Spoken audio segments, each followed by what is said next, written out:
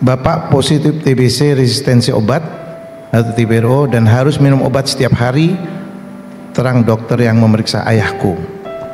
Beliau adalah pekerja garmen di sebuah pabrik tekstil dari pagi hingga sore. Tak pernah ia duga bahwa ia mengalami hal ini. Ia selalu terlihat sehat, namun pada waktu malam hari tiba-tiba ia batuk dan mengeluarkan darah yang sangat banyak. Hingga akhirnya kami antar Bapak ke klinik terdekat, namun esok harinya Bapak dirujuk ke rumah sakit. Di sanalah Bapak dinyatakan positif TBC resistensi obat yang dikenal lama pengobatannya bahkan hingga 24 bulan. Setelah cuti 3 hari, Bapak kembali bekerja dengan kondisi yang baik-baik saja. Ia bercerita kalau selama ia di tempat kerja ia mengalami diskriminasi yang sangat buruk.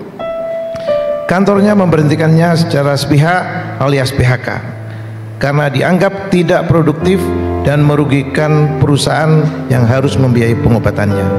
Selain itu, teman kerjanya menjauhinya karena takut tertular. Tak hanya itu, kami sekeluarga pun dikucilkan dari lingkungan rumah.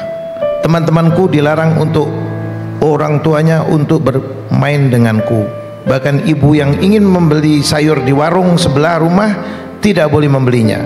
Meskipun demikian, ada seorang kader yang selalu mendukung Bapak dan kami yang terpuruk.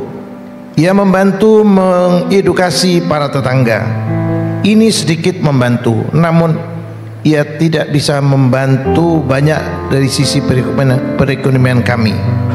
Aku yang masih berumur 12 tahun pun terpaksa mengamen untuk membantu ibu. Adikku yang masih sangat kecil terkadang mengepul botol dan barang bekas. Bapak hanya bisa terbaring lemas selama beberapa bulan awal pengobatan.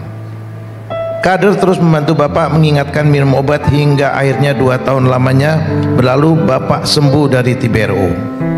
Selama itu pun aku dan keluarga memahami bahwa penyakit ini tidak hanya berdampak pada sisi kesehatan saja, dan seharusnya negara tidak diam saja. Ini yang saya hadapi berpuluh-puluh tahun.